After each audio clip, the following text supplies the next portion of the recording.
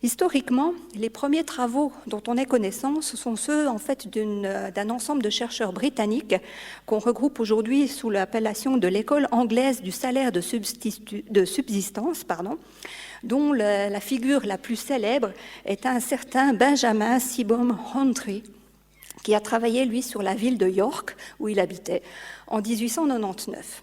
Et il a lancé ce qui est considéré aujourd'hui comme la première grande enquête sur la pauvreté, qui a permis de définir des seuils de pauvreté relativement clairs et fondés sur une réalité statistiquement mesurée. Rowntree va aller en fait dans chaque maison de la ville de York, regarder comment les gens vivent, avec quels moyens. Et puis, il va ensuite s'intéresser aux groupes, dans ces gens qui habitent dans ces maisons, aux groupes qui sont les plus pauvres, ceux notamment dont l'espérance de vie est condamnée à court terme, ceux qui ont une espérance de vie inférieure à 6 mois. Ils ne vont pas survivre au-delà des 6 mois. Avec quoi vivent-ils, ceux-ci, par rapport à ceux dont l'espérance de vie dépasse cette fameuse limite des 6 mois? De là, il va tirer un premier seuil, une première valeur financière d'un certain panier de biens essentiels à la survie. Si on a moins que cela, on ne survit pas au-delà des 6 mois, constitué d'une certaine quantité de nourriture, de vêtements, de chauffage et d'accessoires de cuisine. Parce qu'il ne s'agit pas seulement d'avoir du porridge, mais si vous n'avez pas au moins une casserole et une cuillère pour tourner votre porridge au-dessus du feu, eh ben vous aurez de la peine à vous alimenter. Donc effectivement, il ne s'agit pas seulement que de manger et de se vêtir ou d'avoir chaud.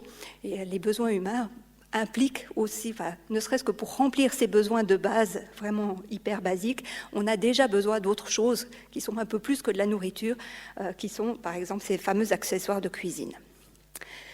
Et Rowntree calcule que la valeur monétaire de ces biens qui sont nécessaires à la survie valent à peu près, la valeur de 21 shillings et 8 dés. Alors, j'ai jamais su ce que c'était que le dé dans l'abréviation des anciennes monnaies anglaises.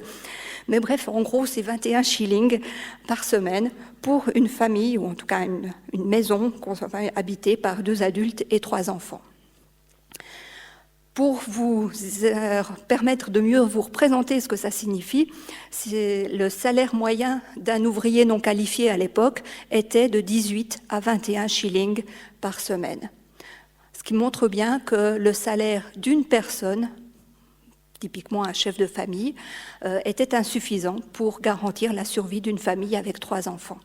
D'où le fait qu'à l'époque, les enfants travaillaient dès qu'ils pouvaient, dès qu'ils étaient suffisamment grands, et puis toutes les femmes qui n'avaient pas à charge d'enfants en bas âge étaient elles aussi au travail pour garantir un minimum de chances de survie à leur famille.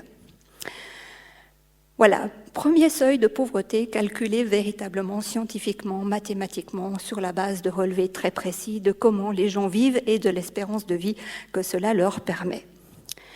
Mais Rowntree va aussi directement observer que si ce seuil permet de garantir la survie biologique, il ne permet pas de remplir un certain nombre d'autres besoins de l'être humain, qu'il va appeler des besoins sociaux.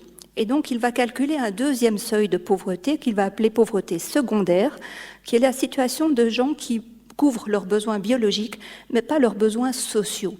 Et donc, il va introduire, ce faisant, la distinction entre un minimum vital, celui qui garantit la simple survie, et un minimum social qui va permettre aussi la participation sociale et l'inclusion dans la société.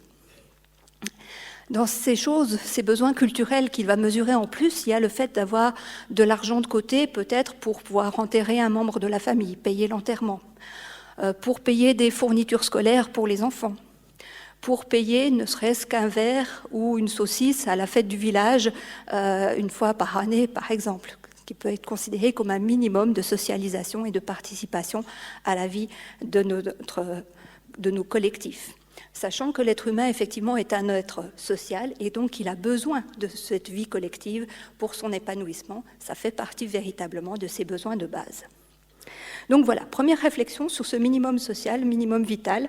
On s'aperçoit que les besoins ne sont pas si simples à déterminer et que, effectivement, il y a cette différence déjà entre un minimum vital et un minimum social qui permet une vie un peu plus digne et intégré.